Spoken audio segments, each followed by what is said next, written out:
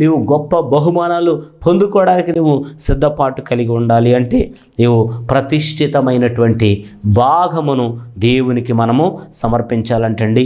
లేవియా కాండ గ్రంథం మనం చూసినట్లయితే 27వ అధ్యాయం 30వ వచనం చూసినట్లయితే భూధాన్యములలోనేమి వృక్ష ఫలములలోనేమి భూఫలములలో 10వ భాగము యెహోవా సొమ్ము, అది యెహోవాకు ప్రతిష్ఠితమగును. ఆమేన్.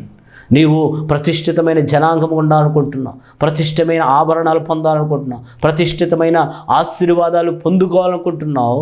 కానీ ప్రతిష్ఠితమైన భాగమైన యెహోవాదైన ప్రతిష్ఠితమైన భాగమును నీవు దేవునికి ఇవ్వగలుగుతున్నావా? నీ జీవితంలో ప్రతిష్ఠితమైన భాగమును దేవునికి చెల్లించగలుగుతున్నావా? దేవుడు మాట్లాడుతున్నాడు, 10వ భాగము యెహోవా సొమ్ము, యెహోవా సొమ్ము. దేవుని బిడ్డలారా, ఇది దైవజనులకు అడగటానికి కాదండి.